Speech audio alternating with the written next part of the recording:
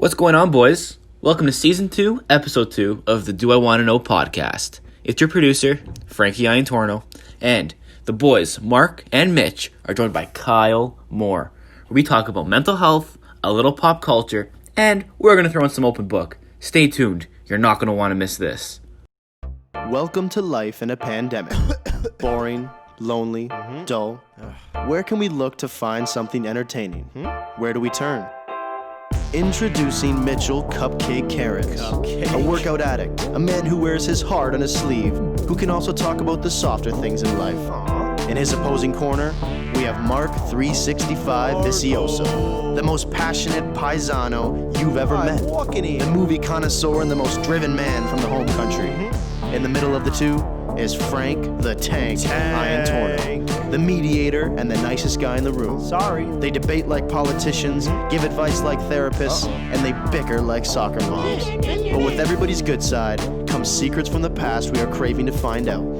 The only question is, do you want to know? No.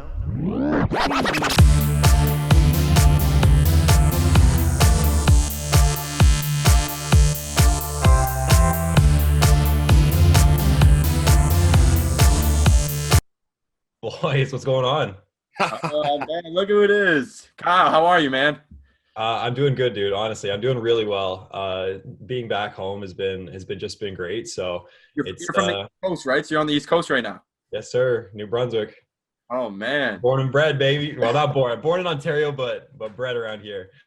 But Moorsy, I heard Kyle Moorsy is your name, correct? Yeah, Kyle Moore, but yeah, a lot of people call me Moorsy. Moorsy, You got Kyle Moorsy. I heard you were a legend, so-called from Mitch and Frankie on the flag football pitch. Is there any validity to that statement? You know what, man? Like, I just did what I did to help my team. I got to give that typical sports answer. Yeah, exactly. Man, I miss flag football, dude. Those are some great times. Actually, my buddies last weekend, we got like 15 guys from the neighborhood literally out and played some flag football, and it was just like one of those kind of like proud moments. You're like, man, I missed this. Oh man, and like we said in the introduction, Kyle is a fourth-year graduate actually at sports media. He's done. He's gone through the program. Marc, Yes, myself, and Frankie are in our second year, so he has some experience with sports media, and as well host of the Life's Direct podcast, which is the reason why we brought up on, because this episode's all about talking about mental health. So tell us first about what are different kind of scenarios when mental health affects you as an athlete. Can you explain some of that? Yeah, absolutely. I mean, well, the thing is, like, you know, so often when we see sports, you see the physical output on the field, right? It's like whether, you know, you're playing basketball, you see the guy gets the shot, gets the dunk, but sports is so mental. It's so, especially when you get to the professional level you're playing. I've been really fortunate through the podcast to talk with multiple professional athletes over a variety of sports. And a lot of kind of like what they say is talent only gets you so far. You know, being physically gifted only gets you so far. And then that extra echelon is the mental side of it. You know, all these people, all these athletes who are stepping on the field as professionals, they're like rocket scientists at what they do. So I think that's one of the most underrated things about LeBron James. If we talk about he's physically gifted, but there are stories. If you're a Raptors fan, you might know this story. Is when I'm pretty sure it was Patrick Patterson. It was in the playoffs, and he told Patrick Patterson, buddy, you're in the wrong position for your play. You got to go this way. And he told him what to do as he's playing the game. Yeah. Because he knows exactly what plays the other team had. Like, that kind of mindset, that kind of preparation is amazing. But even outside of that, I'd say, like, when LeBron, you see him, like, what the pressure that he's had to go through, like, mental health, like, from just such a young age. Like, kid was, like, 14 years old, 15 years old, and he was playing on ESPN2, ESPN main event nights against like Carmelo and Oak Hill.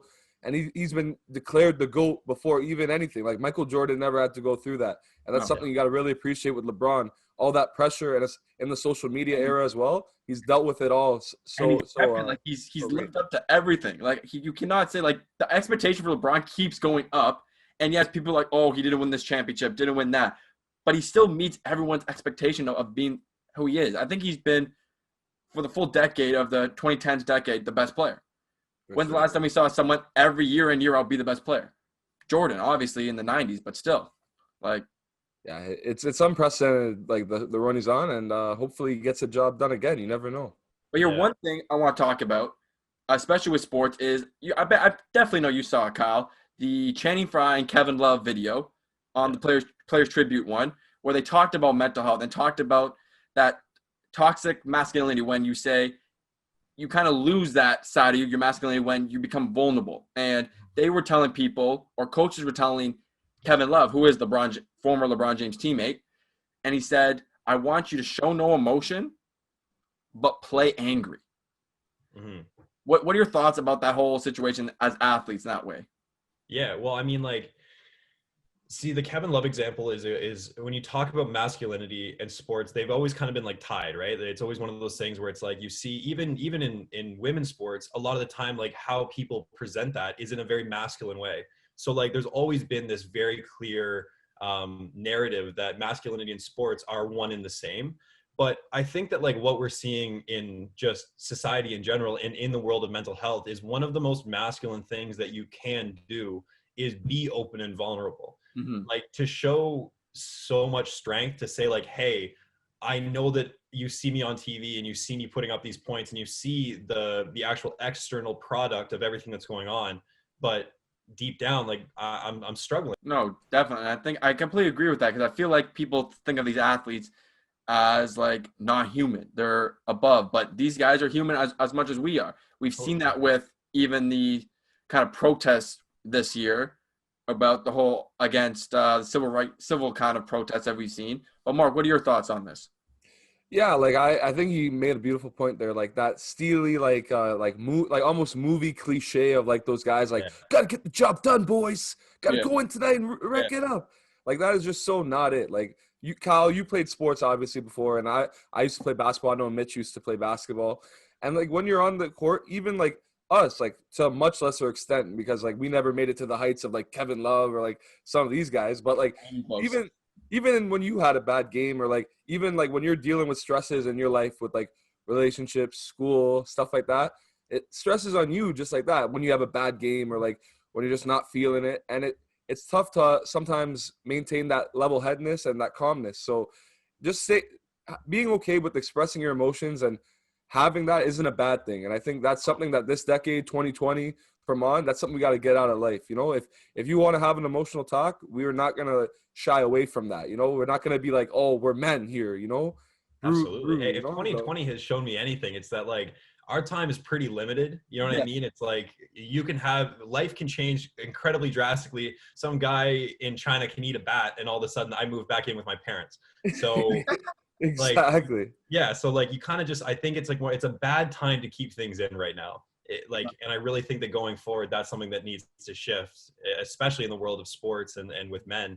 It's like, don't be afraid to have that talk. Like, you know, just, I would implore people to just go have that conversation with like a really close friend once, see how they react, engage it from there. Because I almost guarantee you that if it's a true friend or a true, you know, a family member or something like that, who actually has your best interests at heart, it's going to go a lot better than you think it's going to go. Even too, like, I'm going to get really personal at you really quick here.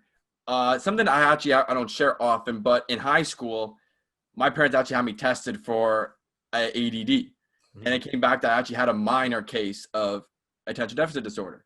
But I didn't want to share that with anybody because I didn't want people to feel like I was different, you know? And I didn't let that kind of describe who I am. Yeah, I might have I might need a little extra time to focus or I get distracted easily, but that doesn't define who I am, you know? Totally. So I feel like that's something that people need to start getting out. And I didn't talk about that much. I use basketball to suppress it as much as I can, but now I think it's best to start talking about with people and have that kind of support staff that we can have this open conversation with everyone about it. Dude, that's why I started playing sports. Like when I was like really young, like, so I started developing anxiety and OCD. Those are the two things that I got.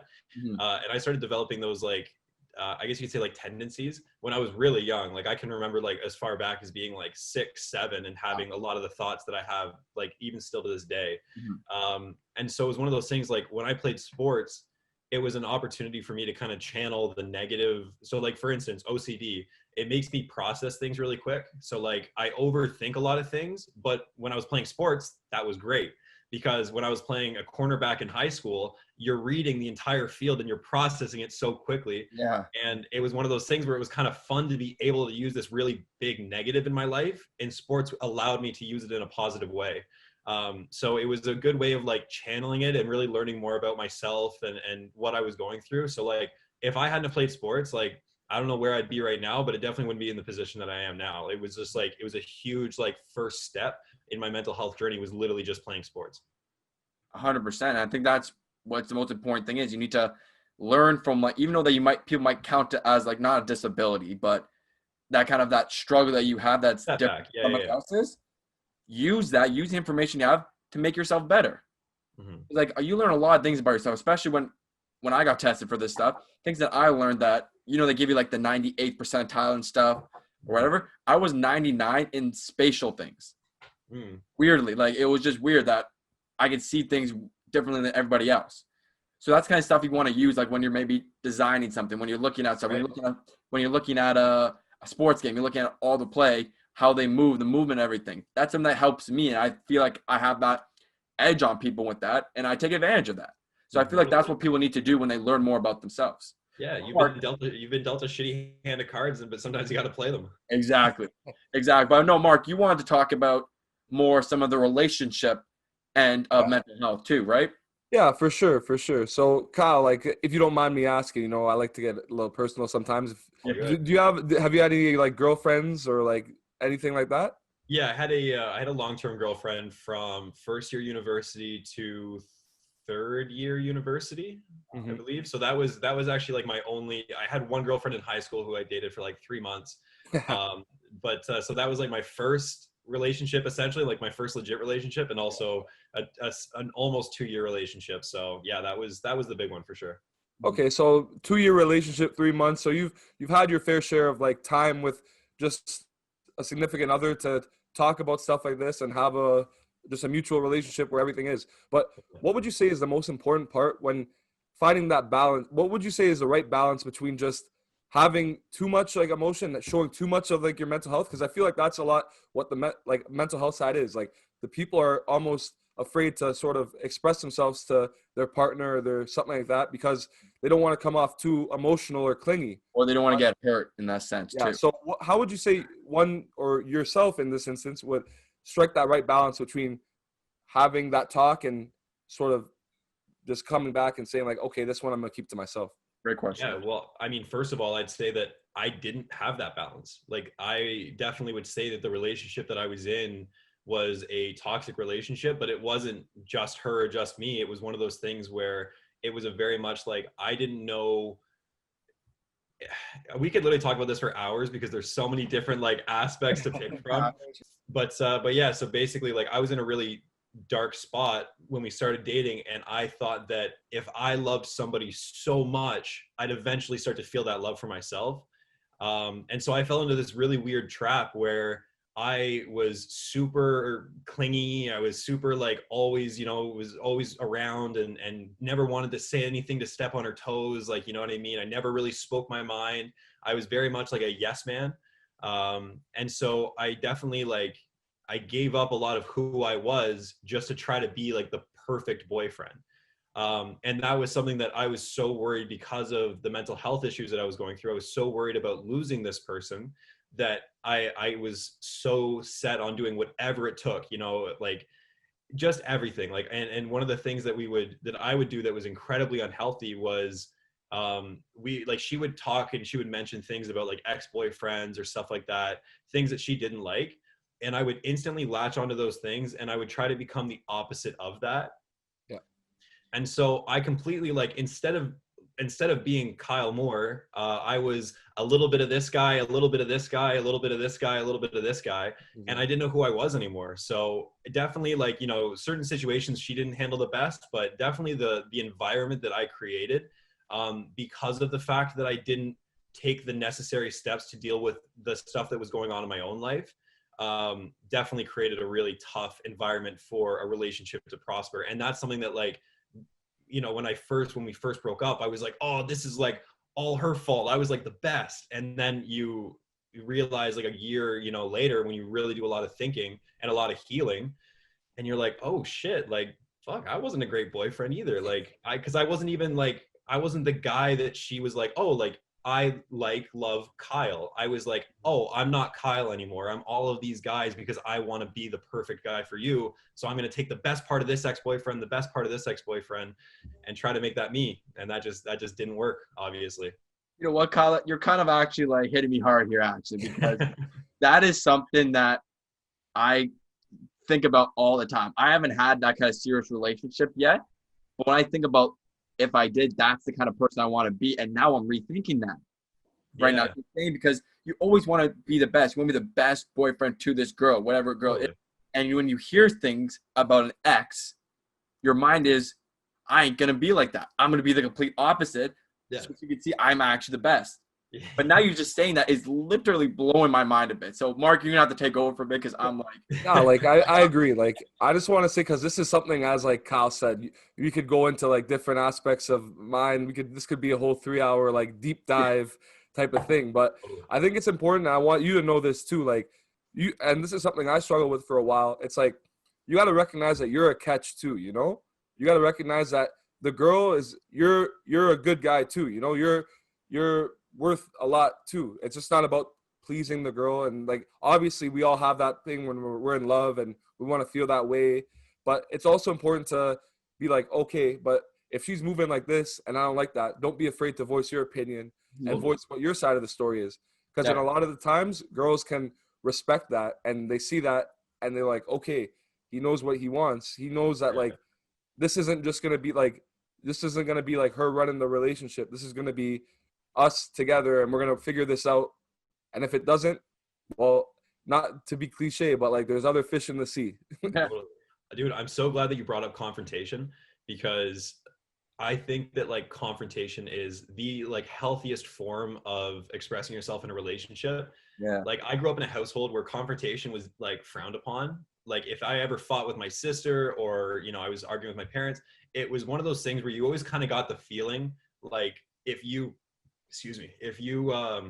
confronted somebody about something, that was like a negative thing, that wasn't, you know, it wasn't handled well in my house. So like when I got into my relationship, I thought that if you confronted somebody about something that hurt you, that was just like, you were like, whoa, like I'm being really aggressive and pushy, when in reality it's like, hey, I actually like, you know, and I can tell, you know, she would say like, I want you to stand up for yourself and like not be like a push around kind of thing. And I just didn't know how to do that. Now I just want to bring it up, you know, sort of lighten the tone here. You know, we're getting a little. I think we got way too deep, because what he just said actually blew my mind a bit. I'm not gonna lie. So I think we do need to move on to something that's a little bit more fun. And that's, you gotta love the deepness, because without deepness, you can't have the levity. That's true. So, the levity here would be, because Mitch knows this, Frankie Iantorno knows this, of course. I am a huge movie guy. I say it to everybody I know. I know like things that most people won't. I know what year most movies were released. I know the directors watch about 100 a year. So I'm really into that stuff. So I wanted to get like icon right here, this guy. I love it. Mitch. Thank you. But I wanted to get your take. So I was asking Mitch, I was like, what is Kyle like? You know, like what is he sort of like in the pre-production meeting, you know, getting to see what he's sort of like. And I was like, I have a good question that I never really asked anybody on the podcast I thought would be interesting. So what movie character would you say best describes yourself and your personality? Man, it's so I love movies too. I'm a big movie buff myself. You know, particularly like the older movies like Ferris Bueller's Day Off, Breakfast Club, like that's my shit, man. I love that. I love those movies. I don't know, man. It's a really tough question, because I feel like you know, we just talked about pulling a little something from this guy, a little something from that guy. Exactly. I don't know. Like I would definitely say like I have a little bit of that Ferris Bueller, you know, in me for sure. That kind of just like wanting to just make the absolute most out of life, regardless of like what happens. It's like, oh, like, yeah, I'm going to go to downtown Chicago and Ace Furman, you know, whatever, like Sausage King of Chicago. Like, let's have some fun with this. Yeah, I don't know, man. I just love to have fun. Like, that's my biggest thing is like, I love to be around my friends. I love to have fun. You know, Ferris puts a lot of importance on relationships. Yeah. And that's something that's very important to me as well. Yeah, I'd say I got a little bit of that, and then there's also definitely a little bit of that. This sounds cocky, and this is so I'm putting it out there now. It sounds cocky, but bear with me. I feel like I got a little bit of Tony Stark. Oh no, I definitely see it. I definitely just like see a little it. sprinkle Bro, you see it in the beard too, man. Come on. Like just that kind of like, going through life, really just always thinking about like new things that I can do and what, how I can turn a certain situation into something where I think it can benefit a lot of people. So that's I'd say if you gave Ferris Bueller an Iron Man suit, I'd say that's probably what I'm rocking right now. Wow. I love the Iron Man. I feel like everybody has a little bit of Iron Man in them. That kind of absolutely. You should like a little bit more selfish because he's a very selfish guy. He's very self-centered, but you need that though. You need to know about your own self too. You got to make sure you take care of yourself as well. Self-confidence, but still at the end of the day, be willing to kind of like sacrifice for your friends and family. So exactly. Mark, what about you? Well, like I had a weird because I was watching this movie lately. So like usually like Mitch is expecting me to say like because my favorite movie, Kyle, if you don't know, is Rocky. I have it in the back. Rocky, I'm gonna like. Nice. I'm not gonna say Rocky because that would be the answer. But I watched a movie recently that I thought I really connected with the guy, and it's not like he looks like me because obviously not. But like Ryan Reynolds, he plays this guy in Definitely Maybe. What movie? It's called Definitely Maybe. Oh, that okay. I thought you said Definitely Maybe as in like. Yeah, I know. It's a good title. It's like, what's going on here? Okay.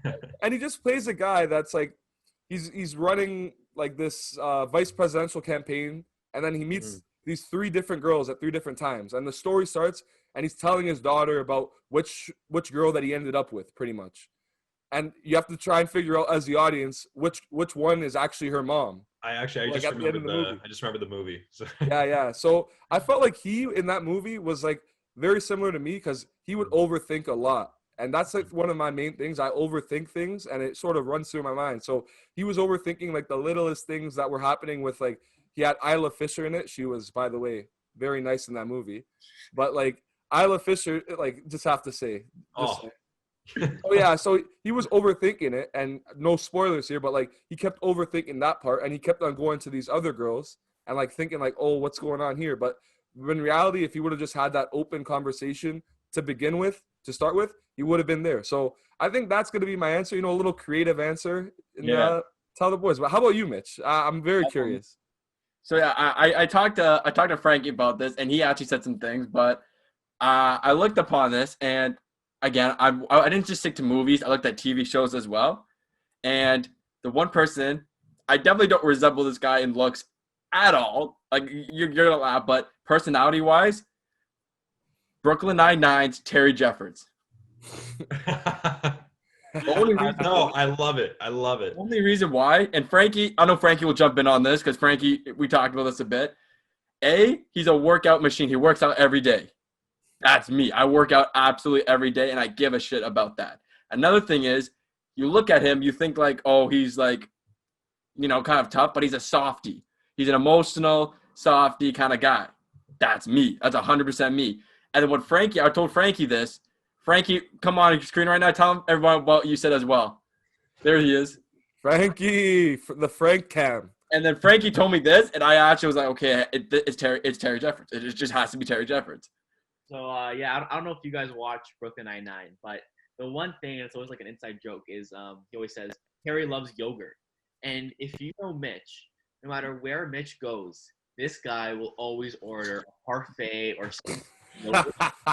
even if we're all going to Tim's to get a coffee, he'll order a yogurt. So as soon as he said Jeffords, I'm like, the yogurt, for sure, that's So yeah, like it's part like I have yogurt every single day as part of my daily same thing meal every day as I'm working out. Yogurt's in it all the time. So I think Terry Jeffords is the best one, I think, for me. And I think Frankie, Mark, what do you think?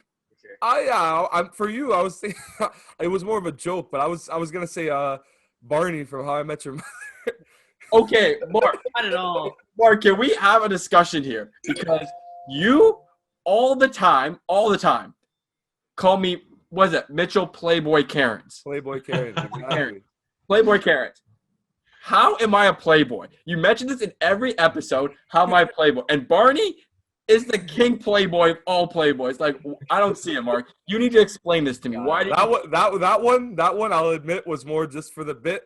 That one, I wasn't really saying you're Barney because I've learned a lot about Mitch lately. And I'm gonna start maybe retiring the Playboy mantra, but I was watching and Playboy because I was watching the Playbook and he obviously Barney has a Playbook, one of the clutchest things, and I wanted to use the Lorenzo von Matterhorn one day, but never know if it's gonna work. Oh, Mark, what you should do is you should try, which we talked about on another podcast, the Naked Man one. Remember that? Oh, the Naked Man is good. You know about that? Is that the one where it's like if you just get naked, it's got like a 30% chance of working or something like that? Exactly. On the podcast that we did early in the week with our last episode, we talked about on their podcast about it, saying that it worked once. They knew I tried it and it worked. Well, I can tell you it's never worked for me. I just caught a couple cases. That's it. So I mean, I would advise against it. Come on, Kyle. Come on. I think that's one of those things where it's like you are rolling some fine dice. Yes. Like, you have to really listen. Yeah. If I looked like Playboy Cranes, like me, okay, I'd be probably a little bit more apt to do it.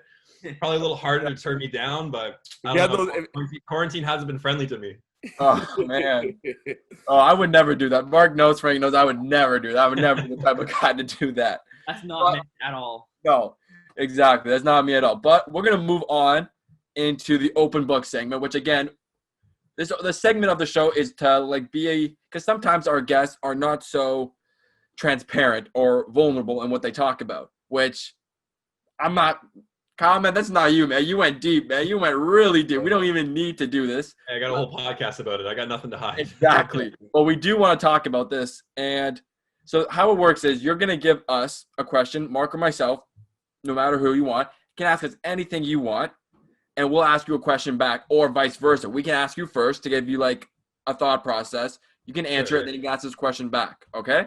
All right, cool. Yeah. If you guys want to shoot first, I definitely need to take a sec. I'll shoot first, okay? I'll shoot it first.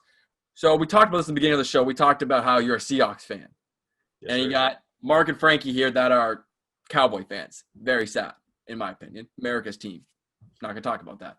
Yeah, but the thing about these two teams is they're very popular, but people count them as kind of like bandwagon teams that you jumped on the bandwagon of this team, right? People talk about that. They talk about, you're a Seahawks fan. Because the Seahawks have been one of the most consecutive teams beside the Patriots in the NFL. People think about that. Well, what I want to know, because I have a story too, why are you a Seahawks fan? Because there's always some kind of event, some kind of moment in your life that you stopped and you're like, I'm going to cheer for these guys. And this is the reason why. It was like a moment in your life. I know I have my moment. I know exactly why. But I want to hear from you. Why? If I could, I would like to paint you a picture. Beautiful Verbally. And this so when I was playing high school basketball, our coach was like super nice guy, mentor to me, was an awesome guy, and I had never really been a football fan, but one year at our local bar he rented out the back room for our underage basketball team, and there was a bunch of TVs in there, and it was for the Super Bowl. And so he rented out this back space. We go in. It's like the first time I've ever been in this bar. It's like the only bar in our town. You've got like the red suede everywhere. It's this old fat, kind of thing. Oh yeah, I got it. I see it. Yeah, real small town place. And we go into the back, and it was the Broncos taking on the Seahawks. And so this was like peak Legion of Boom. And I watched that game. And as we're all sitting on these old dusty ass leather couches that haven't been cleaned in like forever, You're good. I'm good. Okay, I just making sure. I don't know what's going on with my Wi-Fi today, but it is really ruining the artistry of what I'm trying to do right now. But yeah, so basically we watched this game. I was with my team. I was with my coach. I was with my family, and we watched the Seahawks, win the Super Bowl. And it was one of those things where like from that moment on, I not only fell in love with football, but I fell in love with Richard Sherman and Cam Chancellor and this young preppy quarterback, Russell Wilson. And the way that these guys played, like how hard and fast they were going, I loved it. So ever since then, I don't know what year that was, which as a Seahawks fan, I should probably know. But ever since then, man, just been bleeding the blue and green.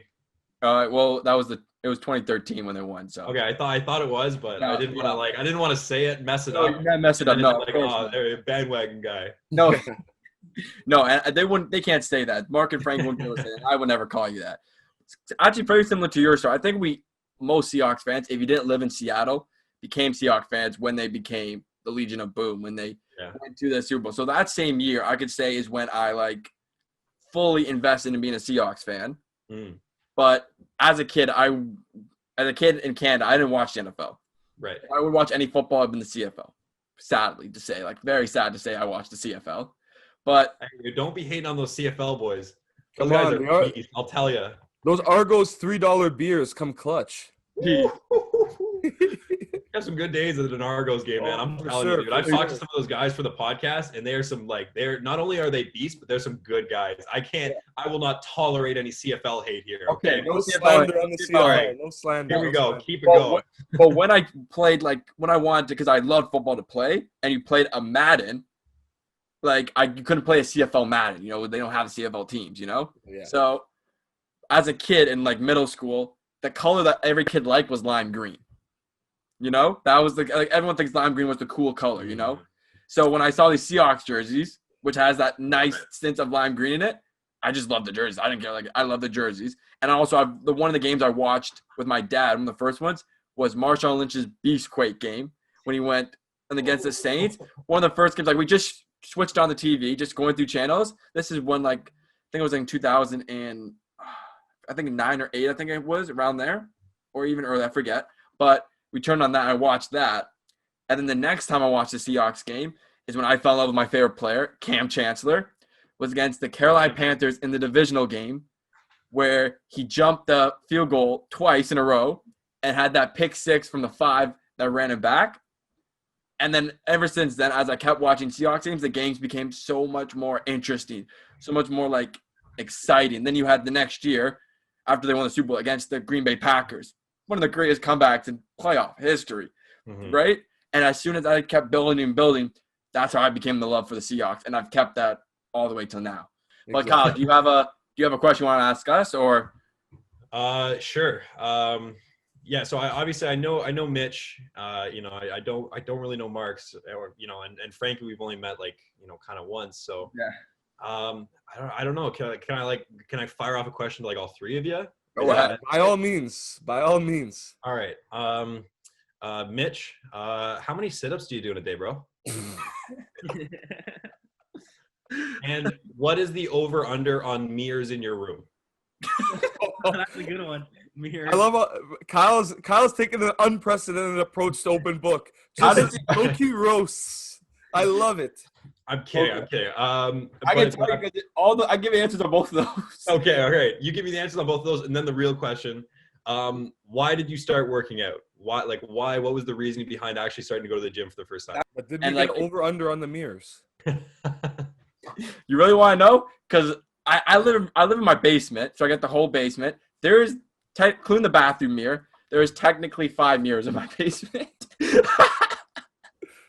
That's too much. That's too much. I know it's too much. I know. Are they funhouse mirrors? Do you have different ones that make you look a different way, or no? Just a regular mirror. All right, Kyle, you got one for me though. I'm excited for my question. Yeah, absolutely, man. Yeah. So I mean, because of the fact that I don't know you, one of the things that I love talking to people about is just kind of what in their life is kind of what's a motivating factor for you? What's something that what's a goal you're trying to achieve? What's something that you're excited about that drives you kind of lights a fire under your ass? You're opening up something here because Marc's on a workout thing. Yeah.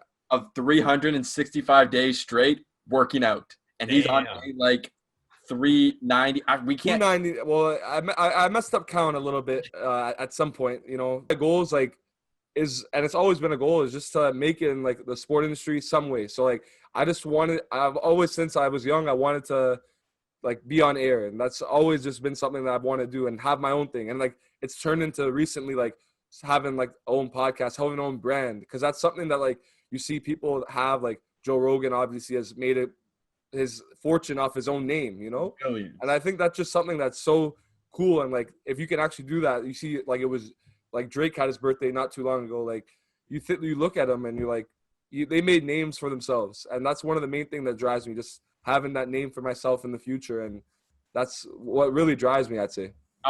Just to say that, I don't know who's Suits fans here. Suits. I think we all have watched Suits before, right? Absolutely. Sure. One quote that I actually used for my yearbook, which I can relate to Marc on his last topic there, was from Harvey Specter. And it was, work until you don't have to introduce yourself. Yeah. And in our kind of industry, where it's media, popularity, you're in entertainment, that's pretty big, that you don't have introduction. Oh, that's Marc. Or, by his face, that's Marc. Oh, that's Kyle Moore. That's Frankie. That's right. Like, these guys already. So I feel like that's something that's very relatable as well. No, for sure. For sure. I love it, dude. That's awesome. That's great. I love hearing like people who are kind of like in the program right now, like talk about that kind of stuff. Cause like definitely I had the same kind of, ideas when I was in like second year and third year. And so it's, stay the course, my friend. It'll be, it's exciting to do your own shit. Thank you, Kyle. Appreciate that, brother. Do I got a question too, or is this? Absolutely. Come on, producer Frank, you need one question. Just one question. I'm just going around the screen here on Zoom, so you're next, man. I'm right here. So like I said, no Mitch, didn't know, don't know Marc, don't really know a ton about you, Frankie. Am I good? Yeah, you're good. You're good. You're good. No, he's not good. He's not good. He's not good. It's okay. Look how he froze, though. Oh, man. Bro, you were frozen there, but then you weren't, but then you froze like this. Yeah. Oh, really? Because I was like looking and I was like, what's going on? Froze like this. Yeah, dude, I gotta like, I gotta get new Wi-Fi. This is ridiculous. You move back home with your parents and you go from like ultra high speed Wi-Fi in Toronto to like hamster on the wheel Wi-Fi in New Brunswick. Yeah. So New Brunswick Wi-Fi. So Frankie, if you could sit down and have lunch with any single person on the face of the planet, who would it be? There you go. This is a classic question, but I feel like you get to really know somebody based on like who they idolize, who they'd want to pick their brain, whose brain you'd want to pick. Yeah, that's for sure. That's a great one. You're talking about living person, or could it be both dead or alive? Give me one of each. Okay. So I think if we're going to go with a person that has passed on, I think as a sports fan, it has to 100% be Muhammad Ali. If you look at anyone that defines greatness, it is 100% Muhammad Ali. I think he's the greatest athlete of all time. He had the perfect look, the perfect image, but beyond that, he was also able to, stand up for what he believes in. And even when he was completely hated for it, in the prime of his career, he stuck with it. And, I'd love to talk to him and see what he'd have to do. And it's a person that's alive, it's going to sound crazy, but maybe like a Warren Buffett guy, and just kind of pick his brain about, how what to do with money, and like try to make as much money as possible. And you never know, maybe I could talk myself into him taking out his checkbook or something. I thought maybe Jordan Belfort was gonna get a shout there. Yeah. I'm trying to avoid jail, trying to do it legal. A couple of Quaaludes later. Exactly. Oh my God, that's top 5 scene all time. Yeah. Man, that whole movie's unreal. I'm paralyzed trying to get into a Ferrari, but but yeah, for sure. I think you gotta look at greatness all over, both in sports and in your industry, and also just greatness in life and greatness with financially. It's something that's really important to me. I love it. I feel like I've learned a little bit more about all you guys. I like that. That's good. Kyle, it's sadly to say though, but I think that's gonna be the end of our episode, man. Damn, bro. Amazing episode. Fun, Let's guys. top it up for Kyle. Let's top it up for Kyle. Here we go. And Kyle, I also want to just personally say thank you to you, because obviously when you're in first year sports media, you have a mentor. You get that sports media mentor. My guy never reached out to me or never think that. So when I joined the flag football team, the sports media team, with yourself and Adam, who was the captain of the team, you guys showed me a lot about what sports means like and gave me that perspective. So I just want to thank you for that, because that's something I really mean full. I appreciate that. I appreciate, you saying that, man. That means a lot. I definitely think that anytime you get to help anybody else out, and this is a piece of advice I'll leave you with and any listeners, like anytime you can help somebody with anything, just do it. It's one of those things that doesn't take that much out of your day and could really help them out. So and also, anytime you guys want to reach out, by all means, DM's always open if you guys ever need to chat. If you guys also don't know, Kyle posted with him recently about Marshawn Lynch saying it's okay to ask for help. And if Marshawn Lynch can ask for help, guys, and you guys could ask for help. Absolutely. That's right. That's great for sure. Well, Kyle, thank you again for coming on the show. We appreciate it.